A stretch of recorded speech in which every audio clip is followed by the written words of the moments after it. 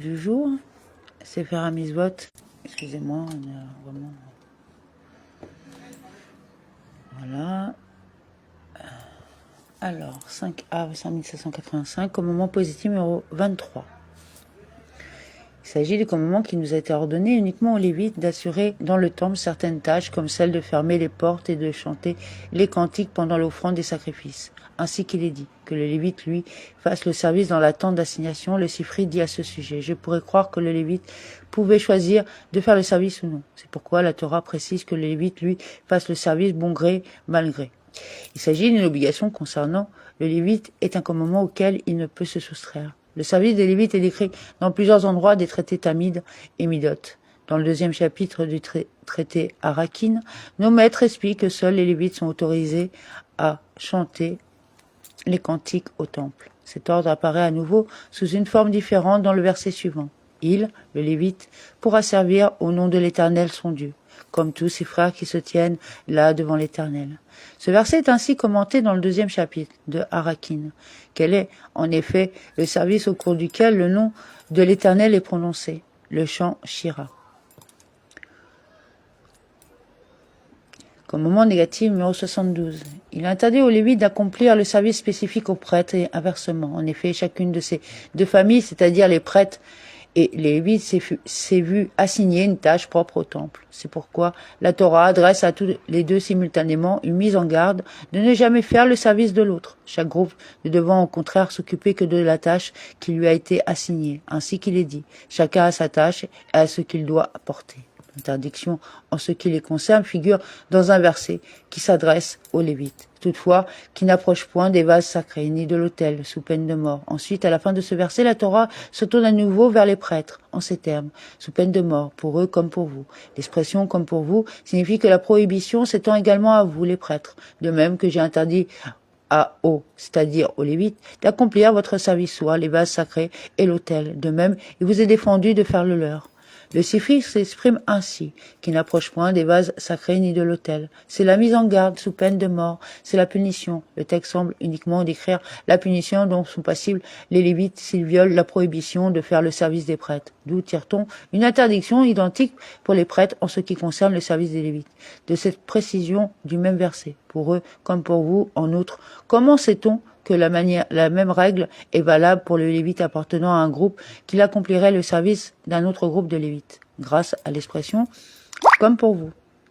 Ainsi, il est rapporté que Rabbi Josué ben Anania, un Lévite, désirait aider son collègue Lévite, Rabbi Yohanan ben Gourgadia, à manœuvrer les portes, mais que ce dernier lui dit alors « Retourne à ta tâche. En effet, tu es déjà passible de la peine de mort, car je fais partie de la catégorie des huissiers, tandis que toi, tu rentres dans celle des chantres. » Il t'apparaît maintenant clairement que tout Lévite qui accomplit une autre tâche que celle qui lui est assignée est passible de mort par la main du ciel. De même, il est défendu aux prêtres de faire le serment des Lévites. Toutefois, s'ils passent outre, ils ne sont pas punis de mort, mais de la bastonnade. On lit dans la Meklita.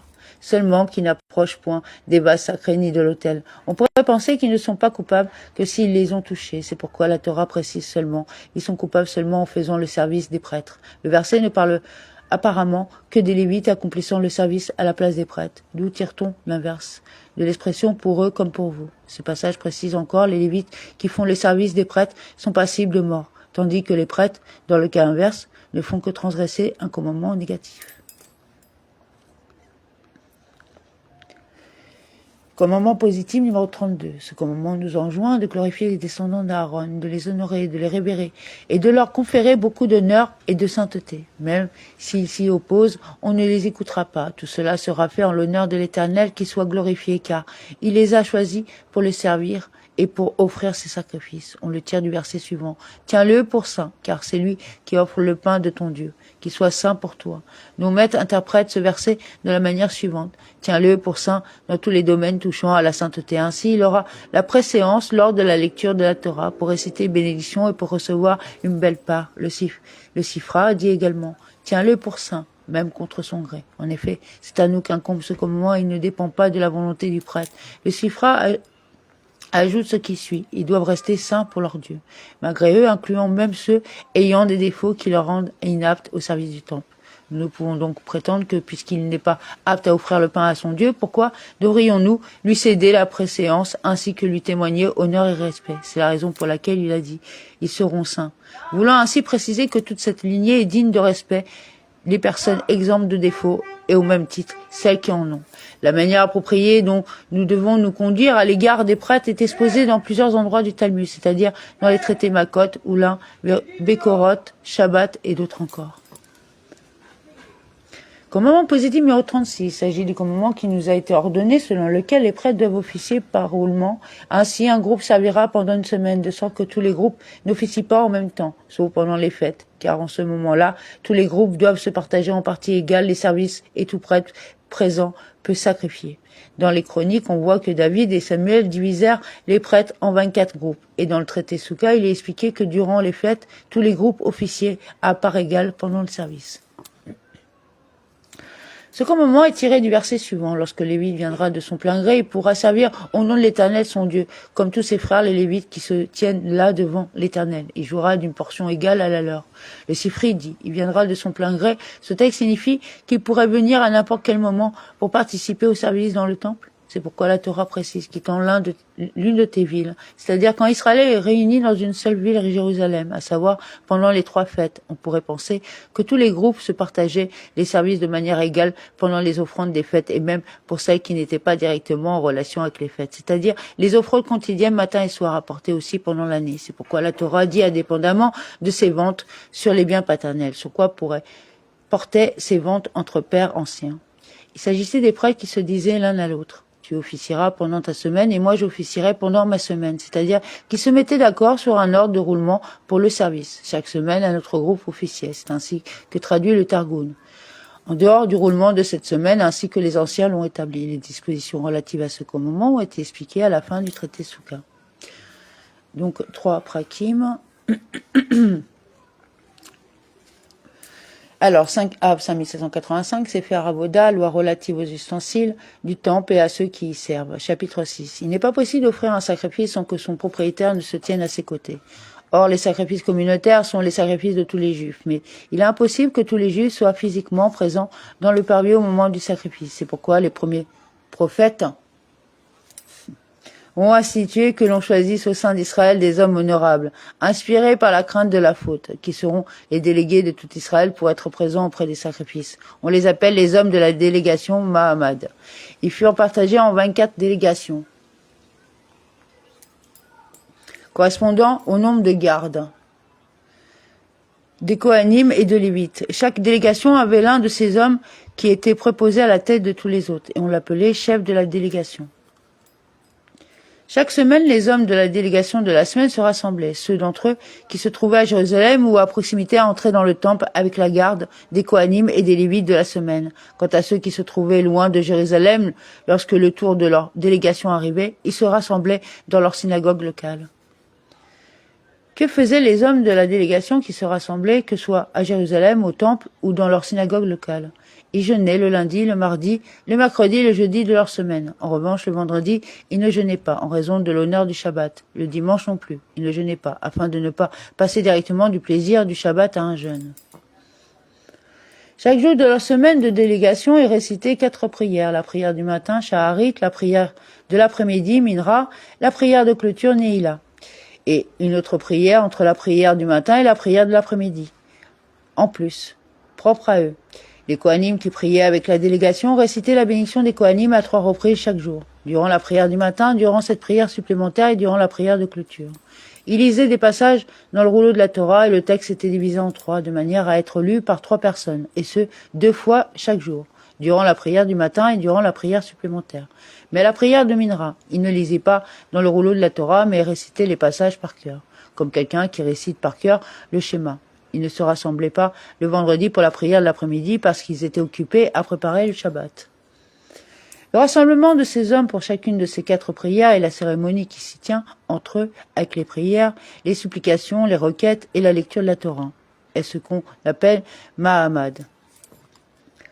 Quel passage de la Torah lisait-il? Les versets du récit de l'œuvre de la création. Dimanche, il lisait les passages au commencement et qu'il y ait un firmament. Lundi, il lisait à nouveau qu'il y ait un firmament. Ils ajoutaient le passage que les eaux soient rassemblées. Mardi, que les eaux soient rassemblées et qu'il y ait des luminaires. Mercredi, qu'il y ait des luminaires et que les eaux fourmillent. Jeudi, que les eaux fourmillent et que la terre fasse sortir. Vendredi, que la terre fasse sortir et ainsi furent achevés. Un passage long était lu par 2 personnes et un passage court par une seule personne. Et les 2 passages qu'ils lisaient lors de la prière du matin étaient ceux qui relisaient lors de la deuxième prière dans le rouleau de la Torah. Et ils étaient de nouveau récités par cœur à la prière de Minra. Pendant les 8 jours de Hanouka, durant lesquels on lit le Hallel, dans la prière du matin, les hommes de la délégation faisaient par 2 cérémonies de Mahamad lors de la prière du matin. Et chaque jour où il y avait un sacrifice supplémentaire, Moussa, il n'y avait de cérémonie de Mahamad, ni durant leur seconde prière, ni durant la prière de l'après-midi, Minra, mais seulement durant la prière du matin, Shaharit, et la prière de clôture, Neila. Et chaque jour où il y avait une offrande de bois, il n'y avait pas de Mahamad durant la prière de clôture, mais seulement la prière du matin, la seconde prière et la prière de l'après-midi. Qu'est-ce que l'offrande de bois?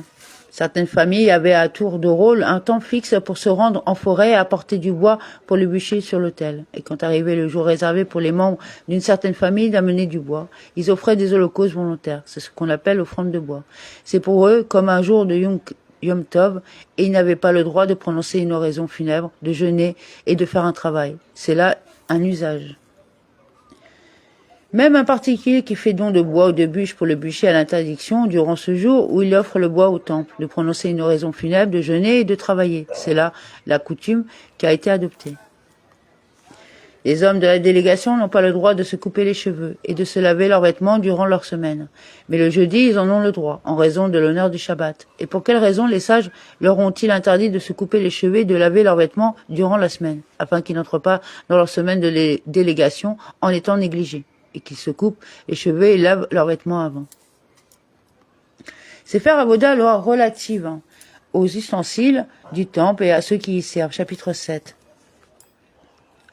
Il y avait 15 préposés dans le temple. On nomme toujours le même nombre et il y avait un unique préposé à chacune de ces 15 tâches. 1 sur l'étang, 2 sur la fermeture des portes, 3 sur les gardes, 4 sur les chantres, 5 sur les cymbales, ainsi que les autres instruments de musique, 6 sur les tirages au sort, 7 sur les paires d'oiseaux, 8 sur les jetons, 9 sur les libations, 10 sur les malades, 11 sur les eaux, 12 sur la confection des pains de proposition, 13 sur la confection de l'encens, 14 sur la confection des rideaux, 15 sur la confection des vêtements de prêtrise.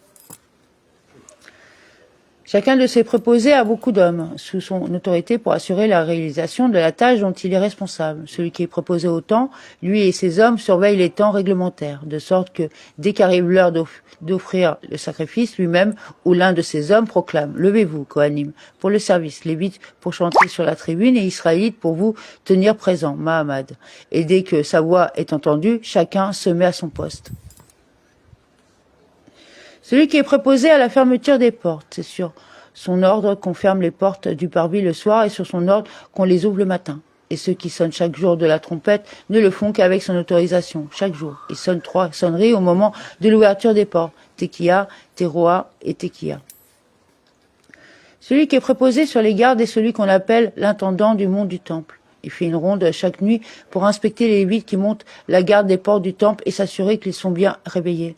À chaque fois qu'un Lévite s'était endormi à son poste de garde, il le frappait de son bâton et pouvait aller jusqu'à brûler son vêtement. Celui qui est préposé sur les chantres choisit chaque jour les chantres qui se tiennent debout sur la tribune pour chanter. Et c'est sur son ordre que l'on sonne des trompettes lors des libations, qui accompagnent le sacrifice. Il ne doit pas y avoir moins de 20 et 1 sonnerie chaque jour dans le temple. 3 sonneries au moment de l'ouverture des portes, 9 au moment du sacrifice quotidien tamide du matin et 9 au moment du sacrifice quotidien de l'après-midi. Et le jour où il y a un sacrifice supplémentaire, Moussa, on ajoute 9 sonneries au moment de l'offrande supplémentaire. Si un jour de Rosh Chodesh ou de Yom Tov tombe un Shabbat, ou si Rosh Hashanah tombe un Shabbat, de sorte qu'il y a 3 offrandes supplémentaires de Moussa. On ne sonne pas pour chaque offrande de Moussa séparément, mais on sonne 9 sonneries seulement pour l'ensemble des 2 ou 3 offrandes de Moussa. Le vendredi, on ajoute 6 sonneries, 3 afin que les gens cessent leur activité, 3 pour faire séparation entre le sacré et le profane. Les jours de fête de pèlerinage, on ajoute 3 sonneries lors de l'ouverture de la porte d'en bas, à savoir la porte de la cour des femmes, et 3 sonneries lors de l'ouverture de la porte d'en haut, porte de Nicanor. Pourquoi l'appelle-t-on porte d'en haut? Parce qu'elle est située au-dessus de la cour des femmes. De même, on sonne 3 sonneries supplémentaires à l'occasion du remplissage de l'eau que l'on offre en libation durant les 7 jours de la fête de Sukkot. Mais le Shabbat, on ne sonne pas à l'occasion du remplissage. Et de même, on sonne 3 sonneries sur l'autel au moment où l'eau était offerte en libation. Tous ceux qui sonnent au moment de l'offrande des sacrifices dépendent du préposé sur les chantres et sont sous son autorité. Et toutes ces sonneries sont effectuées avec des trompettes.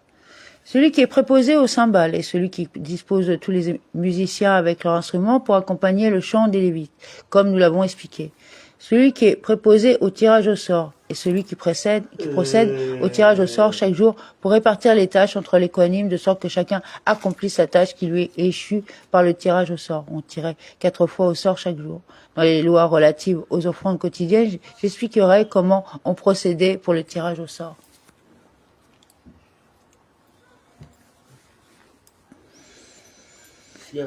Rien. Alors celui qui est préposé aux paires d'oiseaux convient avec les trésoriers du temple qui vendra les paires d'oiseaux pour les besoins des sacrifices au prix de tant de paires pour un séla. Quiconque a l'obligation d'offrir en sacrifice des tourterelles ou des jeunes pigeons apporte au trésorier du temple la somme due et le préposé fournit les paires d'oiseaux demandées aux intéressés. Et le soir, le préposé fait le compte du nombre d'oiseaux qu'il a fournis avec les trésoriers et il lui en paye le prix. Tous les 30 jours, les trésoriers fixent le prix avec lui. Si le prix des paires d'oiseaux baisse ensuite par rapport au prix convenu, le préposé devra les fournir au temple au prix bas actuel. Mais si les prix augmentent, il devra les fournir au prix convenu initialement. Car le trésor du temple est en position d'avantage dans les transactions commerciales. De même, si une paire d'oiseaux se trouve être impropre au sacrifice ou si elle devient impropre avant d'être offerte, le préposé devra en fournir une autre à la place. Celui qui est préposé aux jetons reçoit l'argent des libations de ceux qui doivent apporter des libations et il leur donne des jetons. Et celui qui est préposé aux libations est celui qui vend les libations aux intéressés en échange des jetons qu'ils lui remettent. Comment cela? Il y avait 4 sortes de jetons dans le temple. Sur l'un, il était inscrit veau. Sur le second, il était inscrit mâle. Sur le troisième, il était inscrit chevreau. Et sur le quatrième, il était inscrit pêcheur.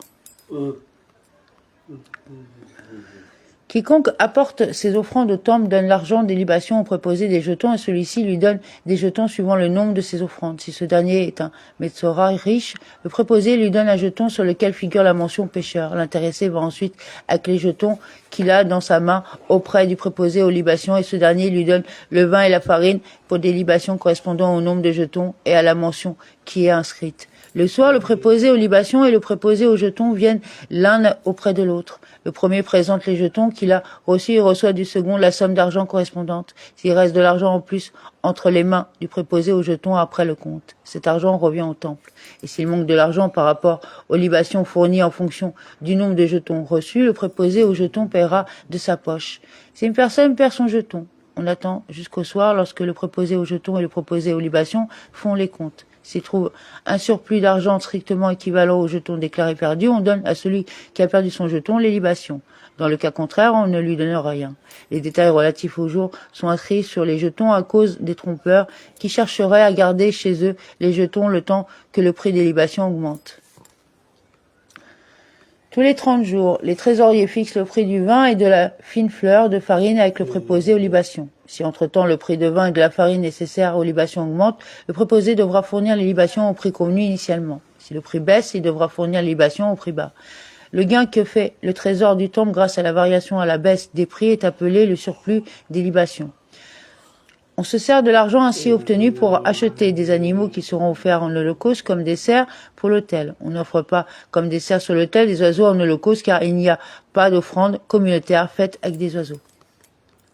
Étant donné que les Kohanim se tiennent constamment pieds nus sur le sol du parvis, qu'ils consomment beaucoup de viande et ne portent pour vêtements au cours du service qu'une seule tunique. Ils souffrent de maux intestinaux. C'est la raison pour laquelle on nomme un préposé pour les examiner et soigner tous leurs maux. Il s'occupe en permanence des soins des Kohanim, lui et les hommes placés sous son autorité. On nomme aussi un préposé qui a pour fonction de creuser des citernes et des rigoles assurant l'approvisionnement en eau et de réparer les citernes publiques, afin qu'il y ait toujours de l'eau à disposition à Jérusalem pour chacun de ses habitants et pour tous les pèlerins qui y montent à l'occasion des fêtes de pèlerinage. On nomme un préposé sur tous les artisans qui font les pains de proposition, c'est lui qui organise tout le travail. On nomme aussi un préposé sur tous les artisans de l'encens et c'est lui qui organise le travail. Le préposé au rideau est responsable de ceux qui tisent les rideaux et ceux qui font les broderies au cours du tissage, de sorte que les rideaux soient prêts pour l'entrée du Hékal et pour les portes. Il faisait chaque année 2 rideaux pour faire une séparation entre le Kodesh et le Saint des Saints. Les fils des rideaux étaient faits de 6 fils tordus, ensemble. Il y en avait de 4 sortes, du lin, de la laine azur, de la laine rouge, de la laine cramoisie. Chacun de ces fils étant constitué de 6 fils, ce qui fait au total 24 fils. L'épaisseur du rideau était d'un tépha. Il était tissé au moyen de 72 lisses. Sa longueur était de 40 coudées, sa largeur de 20 coudées. Il y avait 13 rideaux dans le second temple, 7 sur les 7 portes du parvis, 1 à l'entrée de l'Oulam, 1 à l'entrée du Hékal et 2 pour le Saint des Saints, pour faire séparation entre celui-ci et le Kodesh, et 2 autres rideaux situés au même endroit à l'étage supérieur pour séparer entre l'étage supérieur du Kodesh et l'étage supérieur du Saint des Saints. Si l'un des rideaux du temple devient impur par un contact avec une impureté du premier degré, on l'immerge au mikvé à l'intérieur du parvis et on le remet immédiatement à sa place, car il n'est pas nécessaire d'attendre la tombée de la nuit pour l'achèvement de sa purification. Si un rideau devient impur par un contact avec une source principale d'impureté, Atouma, on l'immerge au mikvé à l'extérieur du parvis et on l'étend dans le L pour le faire sécher. Il est interdit de l'introduire tout de suite dans le parvis parce qu'il faut attendre la tombée de la nuit pour que s'achève son processus de purification. Et s'il est neuf, on l'étend au-dessus d'un banc construit sur le mont du temple afin que les gens puissent observer la beauté de l'ouvrage.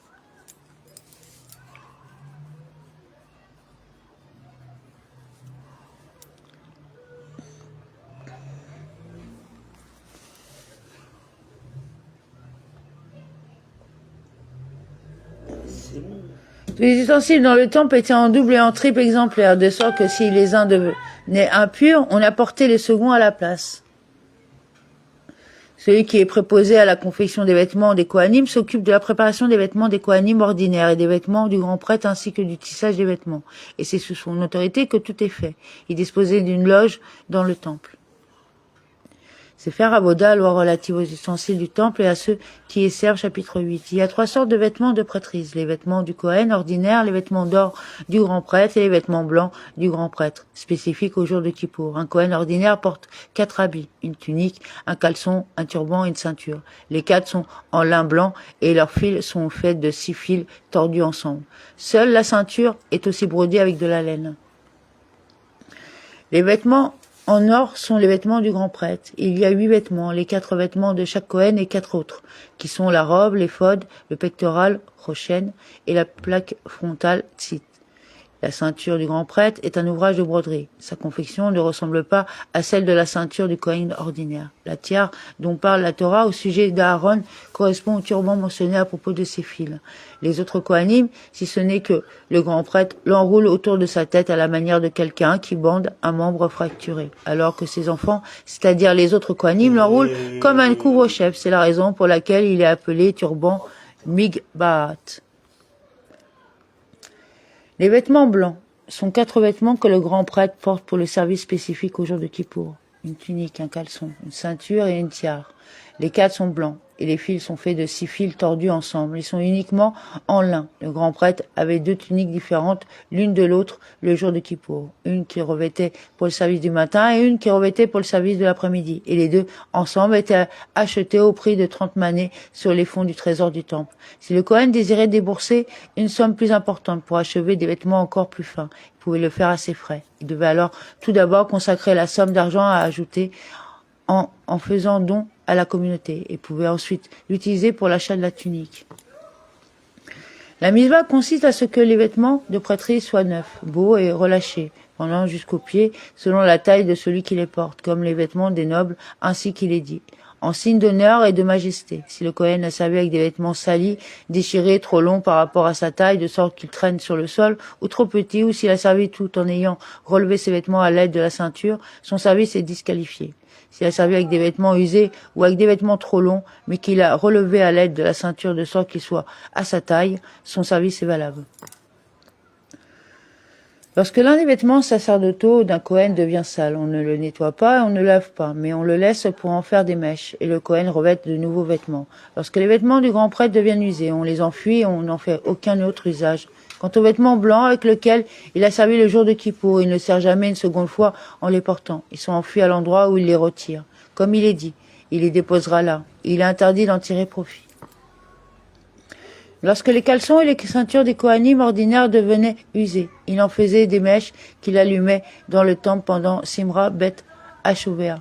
Et lorsque leur tunique devenait usée, il en faisait des mèches pour la menorah, allumée en permanence. Les vêtements des Kohanim doivent tous provenir impérativement des fonds communautaires. Si un particulier fait don sur ses propres deniers de l'un des vêtements des prêtrises, il en transfère d'abord la propriété à la communauté pour l'usage du temple, et le vêtement peut alors être utilisé pour le service. Et de même, tous les ustensiles sacerdotaux et le bois pour le bûcher qu'un particulier a remis à la communauté sont valables. Il en va de même s'agissant de tous les sacrifices communautaires. Si un particulier en fait don de son propre argent, ils sont valables, à condition qu'ils en aient transféré la propriété à la communauté. On faisait de nombreux ensembles de vêtements pour les Kohanim ordinaires. Et il y avait 96 fenêtres dans le temple pour poser les habits, 4 fenêtres pour chaque garde. Et le nom de chaque garde était inscrit sur les fenêtres et tout était fermé. Lorsque les hommes de la garde entraient pour faire le service durant leur semaine, ils ouvraient leurs fenêtres durant tous les jours de leur semaine et ils prenaient leurs habits. Et lorsqu'ils partaient, une fois leur semaine terminée, ils remettaient leurs habits dans leurs fenêtres et ils les fermaient. Et pourquoi avait-on fait 4 fenêtres pour chaque garde? Pour que les différents types d'habits ne soient pas mélangés, et que tous les caleçons soient posés dans une seule fenêtre sur laquelle ils étaient inscrits caleçons. De même, les ceintures étaient posées dans une seule fenêtre sur laquelle il était inscrit ceinture. Et de même, pour les turbans étaient posés dans une seule fenêtre sur laquelle il était inscrit turban. Et tous les tuniques étaient posés dans une seule fenêtre sur laquelle il était inscrit tunique. Le grand prêtre dépose les vêtements en or dans sa loge lorsqu'il ne les porte pas, à savoir la nuit ou au moment où il sort du temple. Il est permis de tirer profit des vêtements de prêtrise. C'est pourquoi le Kohen peut les porter durant le jour de son service, même à un moment où il ne se sert pas. Seule la ceinture fait exception, parce qu'elle est faite d'un mélange de lin et de laine. Sha'atnez. Il est donc interdit à un Kohen ordinaire de porter la ceinture si ce n'est au moment où il sert. Les Kohanim ne portent pour le service que des vêtements faits de laine et ou de lin, c'est-à-dire qu'ils sont faits uniquement de laine, de lin ou des deux, mais d'aucune autre matière. Partout où la Torah emploie le mot shesh ou bad, il s'agit de lin, appelé aussi bout. Et partout où la Torah parle de tekelet, azur, il s'agit de la laine qui est teinte d'une couleur du ciel qui est un bleu mélangé avec du blanc, c'est-à-dire bleu azur. Argamana désignait la laine colorée en rouge. Et tolaat, shani, cramoisi désigne la laine colorée par des grains rouges. À chaque fois que la Torah parle de faire un vêtement shesh ou de shesh rotor, il faut que chaque fil soit fait de 6 fils tordus ensemble. Et lorsque la Torah dit de faire un vêtement de bad, s'il est fait d'un seul fil, c'est valable. Mais la meilleure manière d'accomplir la mitzvah est que chaque fil soit fait de 6 fils tordus ensemble. Et quand il est dit rotor, seulement, sans le mot shesh, il faut que le fil soit fait de 8 fils tordus ensemble. À chaque fois qu'il est dit dans la Torah œuvre de brodeur, cela veut dire que les figures représentées sur le tissu seront visibles d'un côté seulement sur la face du tissu. Et l'expression œuvre d'artiste signifie que la figure sera visible des deux côtés, de devant et de derrière. Comment fait-on les vêtements? La tunique, aussi bien que celle du grand prêtre que celle d'un Kohen ordinaire, est faite sous forme de maille, c'est-à-dire tissée de manière à former des alvéoles comme un réticulum, comme ce que font les tisserandes pour les vêtements durs et épais. Et la manche est tissée séparément et on la rattache à la tunique en la cousant à l'aiguille. La longueur de la tunique est telle qu'elle arrive légèrement au-dessus du talon. La manche va jusqu'à la paume de la main et sa largeur est égale à la largeur de la main du Kohen. Les caleçons, aussi bien ceux du grand prêtre que ceux du Cohen ordinaire, font des reins jusqu'aux cuisses, c'est-à-dire depuis le dessus du nombril, proche du cœur, jusqu'à la fin de la cuisse, c'est-à-dire le genou. Ils sont munis de cordons pour être resserrés et n'ont ni repli à l'arrière, ni poche pour les parties intimes. Mais ils entourent le Cohen au niveau de la taille comme une bourse. La longueur de la tiare du grand prêtre et du turban du Cohen ordinaire est de 16 coudées. La largeur de la ceinture est d'environ 3 doigts et sa longueur de 32 coudées. Le Cohen l'entoure en faisant des tours superposés jusqu'à l'enrouler complètement. Puis il l'attache. Les vêtements du prêtrise ne sont pas faits à l'aiguille, c'est-à-dire qu'ils ne sont pas faits de plusieurs pièces d'étoffe cousues ensemble, mais comme un ouvrage de tisserande tissé de bout en bout dans sa forme et dans sa taille, ainsi qu'il est dit. Œuvre de tisserande. Amen.